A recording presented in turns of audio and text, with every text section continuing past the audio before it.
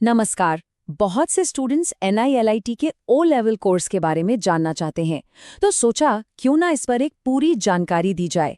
Registration से लेकर certificate तक आज इस कोर्स से जुड़ी हर बात को समझेंगे। तो चलिए शुरू करते हैं। तो सबसे पहला और सबसे ज़रूरी सवाल जो मन में आता है वो यही है कि आखिर ये ओ लेवल कोर्स है क्या। देखिए, सीधे शब्दों में कहें तो ओ लेवल कंप्यूटर की दुनिया में कदम रखने के लिए एक फाउंडेशन कोर्स है। इसे नीलेट यानी national institute of electronics and information technology कराती है। और सबसे खास बात यह है कि ये भारत सरकार के तहत काम करने वाली एक संस्था है। मतलब इस कोर्स की मान्यता पूरी तरह से सरकारी है, जो इसे बहुत वैल्यूएबल बनाती है। आज हम इन सभी चीजों को एक एक करके समझेंगे।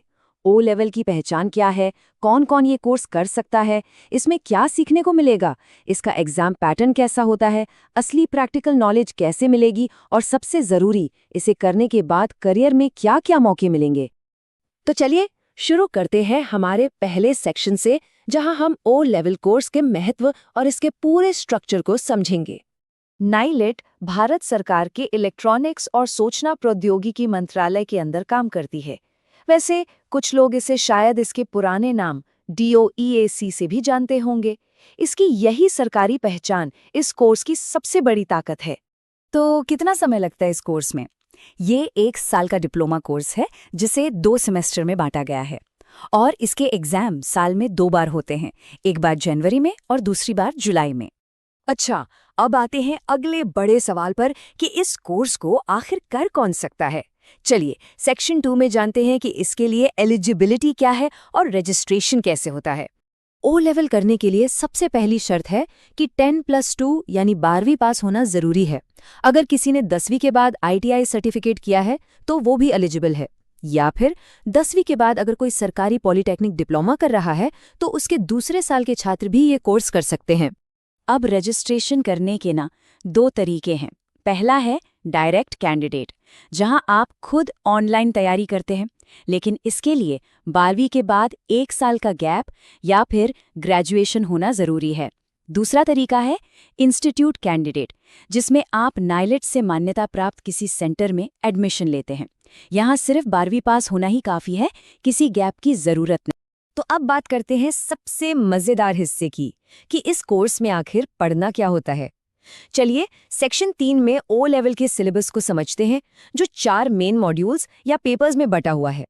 इन 4 मॉड्यूल्स को आप ओ लेवल कोर्स के 4 मजबूत स्तंभ मान सकते हैं, जो IT की एक बहुत अच्छी और सॉलिड फाउंडेशन तैयार करते हैं।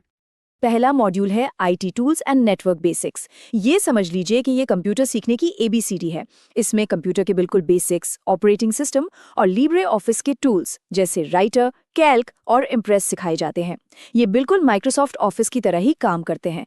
साथ ही इंटरनेट और ईमेल की बेसिक जानकारी भी मिलती है। दूसरा मॉड्यूल है वेब डिजाइनिंग एंड पब्लिशिंग। ये बहुत ही प्रैक्टिकल मॉड्यूल है। कभी सोचा है कि फ्लिपकार्ट या Amazon जैसी वेबसाइट्स का जो सामने वाला हिस्सा हमें दिखाई देता है, वो कैसे बनता है? बस वही सब इसमें सीखने को मिलता है, HTML, CSS और जावास्क्रिप्ट जैसी टेक्नोलॉजीज की मदद से। तीसरा मॉड्यूल है programming and problem solving through Python. इसमें आज की सबसे पॉपुलर प्रोग्रामिंग लैंग्वेजेस में से एक पाइथन सिखाई जाती है। इससे प्रोग्रामिंग के फंडामेंटल्स, लॉजिक बनाना और प्रॉब्लम को सॉल्व करना सीखा जाता है। और चौथा मॉड्यूल है इंटरनेट ऑफ थिंग्स यानी IoT। ये एक बहुत ही एक्साइटिंग फील्ड है। इसमें ये सिखाया जाता है कि कैसे हमारे स्मार्ट डिवाइसेस जैसे स्मार्ट बल्ब या स्मार्ट वॉच इंटरनेट के जरिए एक दूसरे से कनेक्ट होते हैं। आर्डुइनो जैसे हार्डवेयर बोर्ड्स पर भी काम करने का मौका मिलता है। कोर्स के बारे में तो जान लिया, अब देखते हैं कि इसका एग्जाम कैसे होता है, क्योंकि आखिर में तो एग्जाम ही पास करना है, राइट? तो सेक्शन 4 में एग्जाम पैटर्न और पास होने के रूल्स को समझते हैं। ओके, तो इसके मार्किंग सिस्टम को थोड़ा ध्यान से समझना। हर मॉड्यूल में थ्योरी का वेटेज 60% है और प्रैक्टिकल का 40%। अब पास होने के लिए थ्योरी और प्रैक्टिकल दोनों में अलग अलग कम से कम 33% नंबर लाने होंगे। लेकिन कहानी यहीं खत्म नहीं होती। मॉड्यूल को पूरी तरह से पास करने के लिए दोनों को मिलाकर कुल 50% नंबर लाना जरूरी है। थ्योरी पेपर में 100 MCQ सवाल आते हैं। ओ लेवल सिर्फ थ्योरी और एग्जाम तक ही नहीं है, इसका एक और बहुत जरूरी हिस्सा है, और वो है प्रोजेक्ट वर्क, जिससे असली प्रैक्टिकल नॉलेज मिलती है। चलिए सेक्शन 5 में इसी की बात करते हैं। ओ लेवल का सर्टिफिकेट पाने के लिए एक प्रोजेक्ट बनाना और जमा करना कंपलसरी है। इसके लिए सबसे पहले एक टॉपिक चुनना होता है, फिर एक क्वालिफाइड गाइड ढूंढना होता है, जैसे कोई MCA या BTech डिग्री होल्डर। उनके साथ मिलकर एक प्रोफॉर्मा भरना होता है और आखिर में प्रोजेक्ट का कंप्लीशन सर्टिफिकेट NILIT को जमा करना होता है। चलिए अब उस सवाल पर आते हैं जो सबके मन में होता है, ये सब करने के बाद होगा क्या? करियर के क्या मौके मिलेंगे? सेक्शन 6 में सरकारी और प्राइवेट दोनों सेक्टर में नौकरी की संभावनाओं को देखते हैं। नीलेट खुद बताता है कि ओ लेवल करने के बाद एक स्टूडेंट इन रोल्स के लिए तैयार हो जाता है: UI designer, web publication assistant, office automation assistant और IoT एप्लीकेशन इंटीग्रेटर। इन स्किल्स की प्राइवेट सेक्टर में आजकल काफी अच्छी डिमांड है। लेकिन इस कोर्स का सबसे बड़ा अट्रैक्शन है सरकारी नौकरियों में इसकी जबरदस्त मांग। आज के डिजिटल युग में ज्यादातर सरकारी विभागों में कंप्यूटर की क्वालिफिकेशन अनिवार्य हो गई है और ओ लेवल सर्टिफिकेट को एक स्टैंडर्ड क्वालिफिकेशन माना जाता है। इसी वजह से ये स्टूडेंट्स के बीच इतना पॉपुलर है। जैसे कि उत्तर प्रदेश लोक सेवा आयोग, राजस्थान कर्मचारी चयन बोर्ड, बिहार विधान परिषद सचिवालय और यहाँ तक कि चंडीगढ़ पुलिस। ये कुछ उदाहरण हैं उन सरकारी विभागों के जो अपनी भर्तियों में ओ लेवल सर्टिफिकेट को या तो मान्यता देते हैं या फिर जरूरी मांगते हैं।